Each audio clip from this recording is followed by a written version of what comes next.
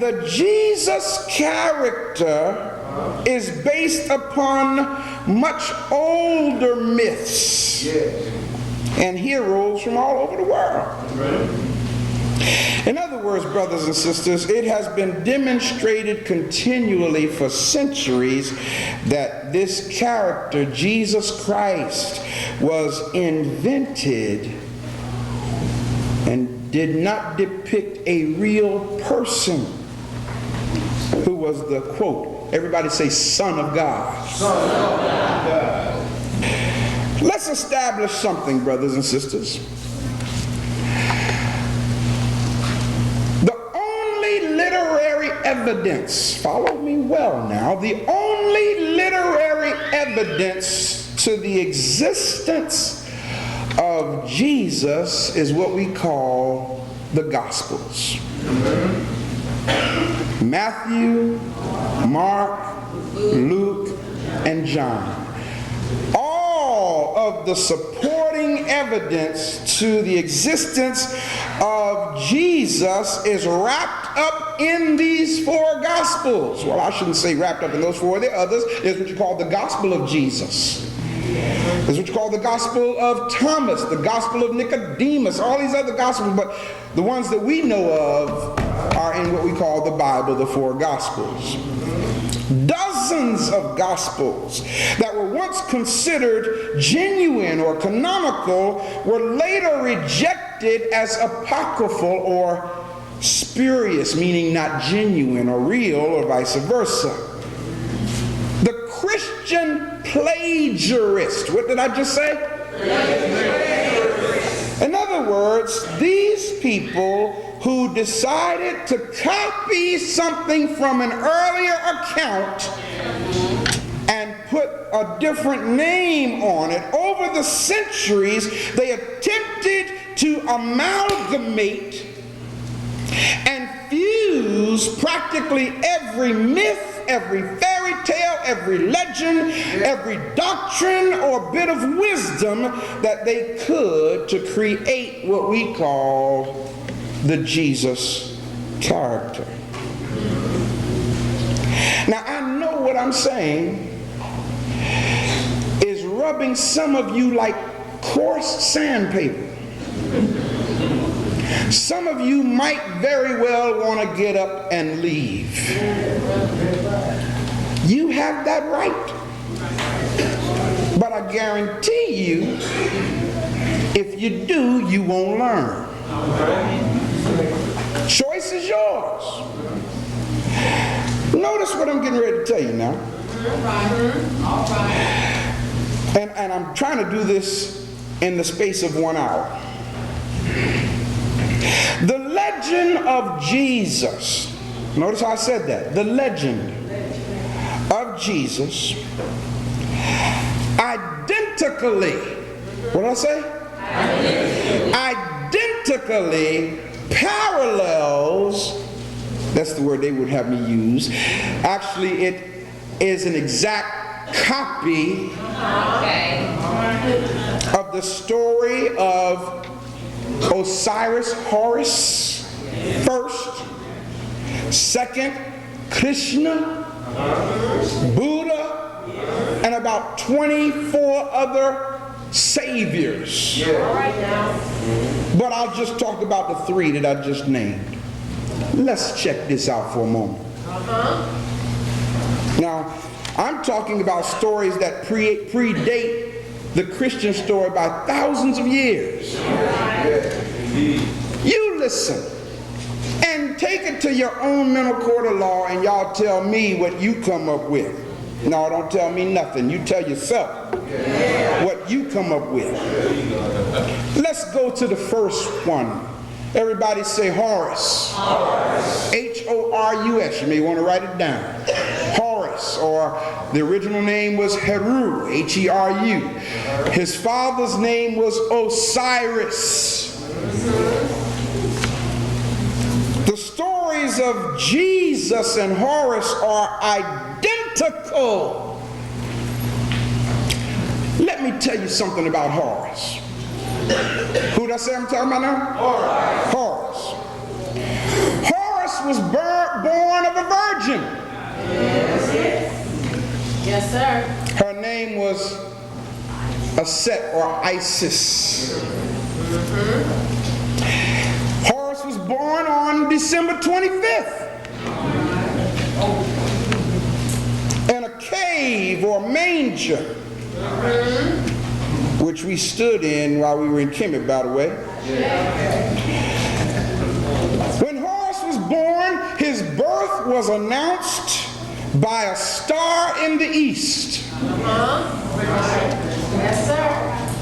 And 3 wise men Yes, sir. came to his birth. Second parallel. When Horus was a child, at 12 years old, Yes, sir. he was a teacher in the temples in Kemet. Yes, sir.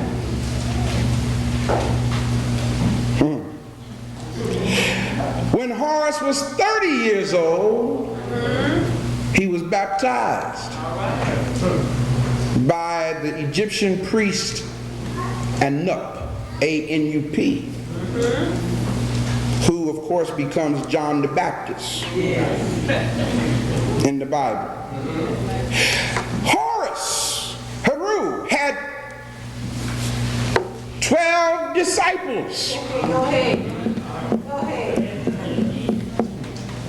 Horus, I'm talking about 6,000 years BC. How long ago did I say? 6,000 years BC. Horus performed miracles and raised a man from the dead. And the man who he raised from the dead, y'all guess what his name was? Let me tell you. Lazarus.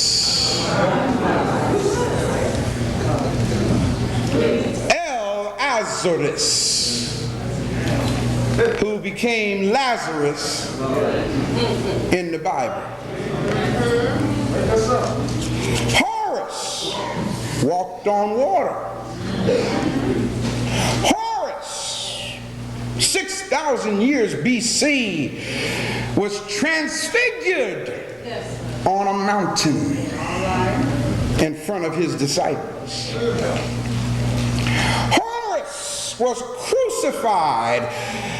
Osiris Horus was crucified and buried in a tomb and resurrected 3 days later. All right. Osiris Horus was known as the way, the truth, and the life. He was called the Messiah. Osiris Horus was called God's anointed son. He was called the Son of Man. He was called the Good Shepherd. He was also called the Lamb of God.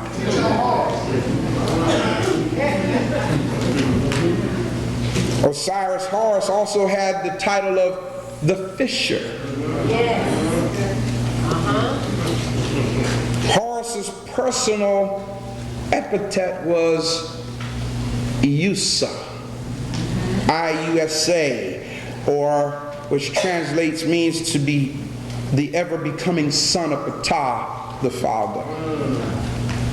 Horus was called Christ, K-R-S-T, which means in Kemet, the anointed one. Now, did anything I say sound familiar?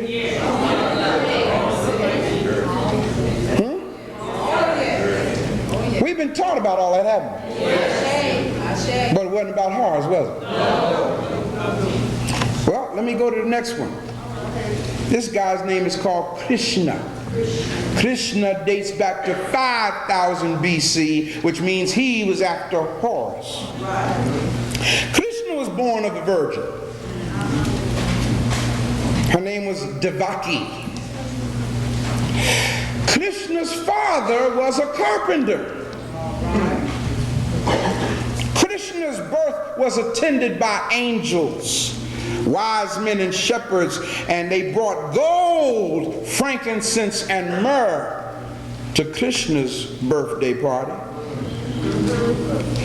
Krishna was persecuted by a tyrant who ordered the slaughter of thousands of infants. Krishna was baptized at the age of 30 in the river Ganges. Krishna was transfigured on a mountain in front of his disciples, which also totaled 12.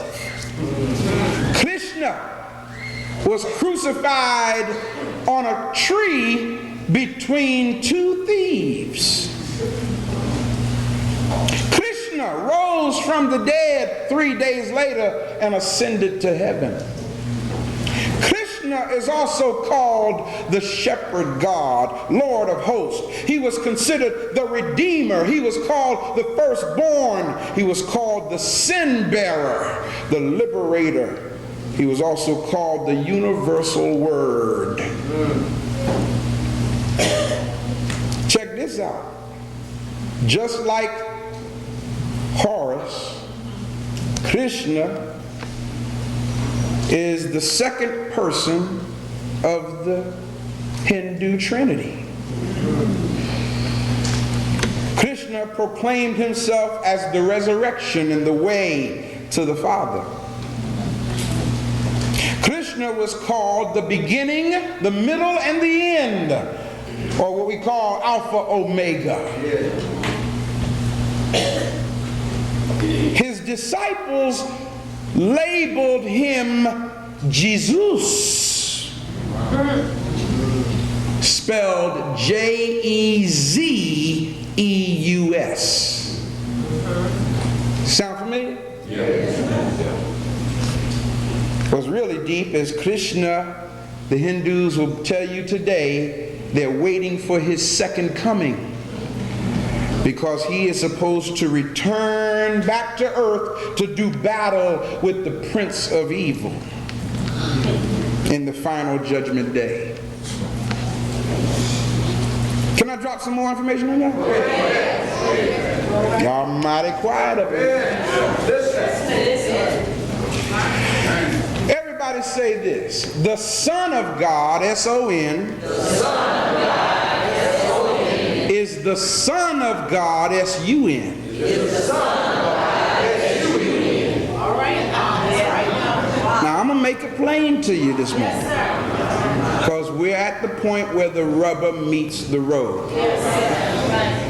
And see, this way, when people start asking me these questions and I got to keep sending all these emails and explaining all this, I can say, here, take this tape. And just listen to the tape for yourself. And then go do your own research to verify what I'm telling you. That's right. And you can take the tape also and listen to it 100 times if you want to. However many times you have to listen to it to learn. The reason, brothers and sisters, now follow this well, because what I'm getting ready to say now is deep. Okay? See, we haven't been taught to think on a deep level. All right. In fact, y'all, guess what? We haven't been taught to think. Period. We've been told to listen. We haven't been taught to think. Now, what I'm getting ready to tell y'all now is deep. So I'm going to take my time, but you'll understand it. I'm going to make it plain to you. The reason why all these narratives are so similar with a God-man who was crucified, resurrected, virgin born, is because we need to understand that these stories were based on the movements of the sun in the sky. We need to understand that. Yes, sir. Everybody say astrotheology. See, we have taken what was astrotheology and made it literal theology. We've made it historical theology. So we've taken that which did not literally exist or historically exist and incorporated it into our belief system as though it is fact. You understand what I'm saying? And that's why we can't agree with each other. Follow this well now. You have the sun. How many signs of the zodiac are there?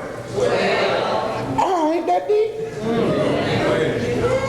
You have the S-O-N. How many disciples did he have? Oh, ain't that deep?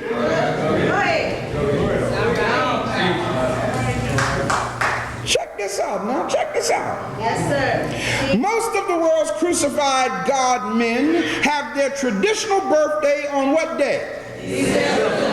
December 25th. This is because the ancient Africans, follow me people, the ancient Africans in Kemet recognized that from an earth-centric perspective, the sun makes its annual descent southward until December 22nd.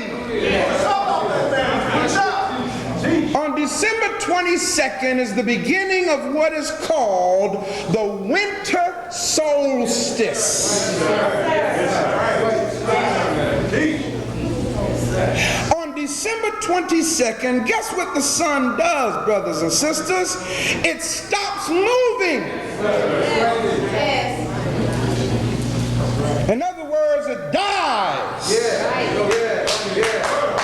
And it starts its journey back northward, which takes 3 days for it to rise again.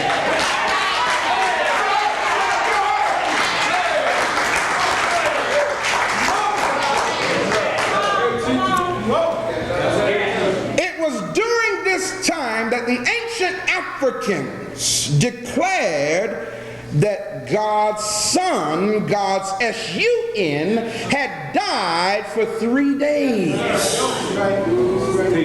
and became born again or rose again on December 25th.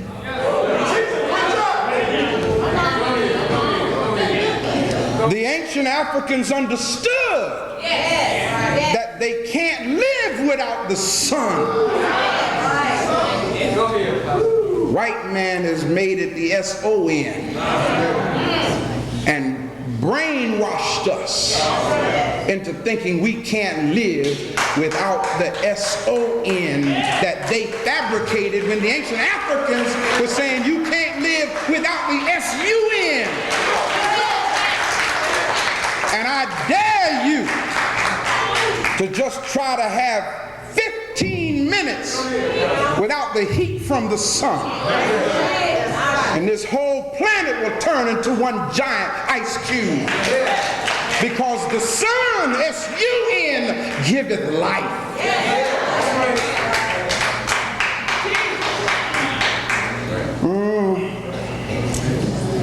You see, brothers and sisters, we also need to understand that the calendar, the ancient African calendar, not the Gregorian calendar of the white man now. Because see, according to them, come on, y'all. This is the year what? 2000? Now, any fool know we've been here longer than 2,000 years. Who are they to determine the original African calendar began in the constellation of Virgo. Y'all hearing me? Yes. So therefore you can understand why it says the Son of God, the S-U-N, was born of a virgin. Because the first calendar began in the constellation of Virgo.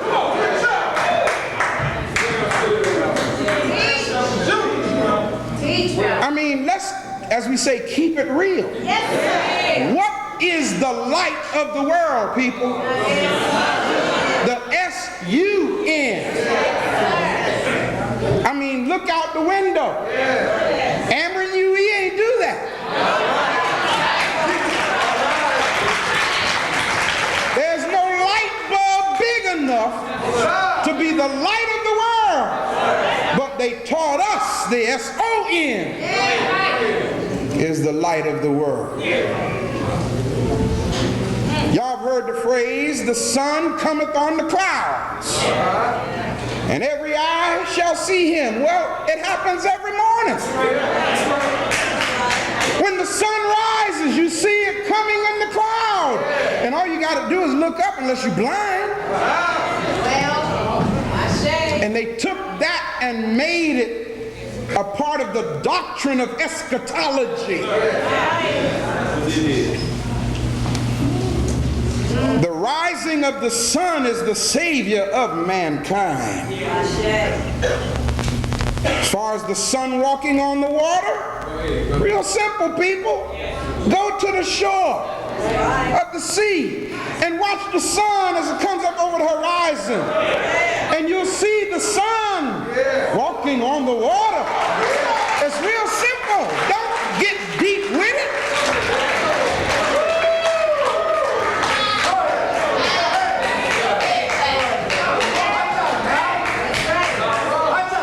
The ancient Africans understood that the Son of God is the Most High. Real simple. Because at high noon, good God Almighty, there's nothing higher than the S-U-N. And hence they came up with the title of calling Ra the Most High God. And that's why at high noon or at 12 o'clock or at the age of 12, he begins his Father's work, which they stole and put in the Bible, where he told his mama at 12 years old, I must be about my Father's business. The sun enters into each sign of the zodiac at the angle of 30 degrees. Hence you have Jesus entering his ministry at the age of 30 years old. Now what's deep here is the European with his invader mentality conquered our motherland, stole the truth and the esoteric meaning of what I just explained to y'all. But like I said, they ain't got it all up here yet to grasp it that well, so it became a literal presentation, and our slave masters taught us what they couldn't grasp. And you can't make sense of it, so you just have to believe it.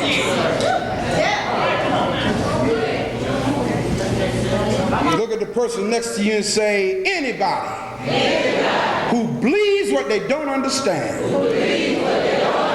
is on their way to becoming a fool.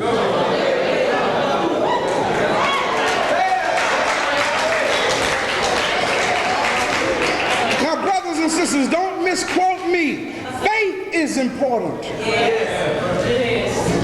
But I'm talking about having faith in God, not in some doctrine that our oppressor fabricated and handed to us.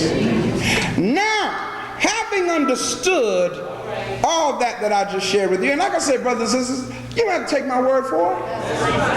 Get this tape. Listen to it if you got the integrity to do so. And go verify what I said for yourself. But having said all that, we're stuck with the question, what shall we do with Jesus? Look at the person next to you and say, I can't do anything with someone who never existed.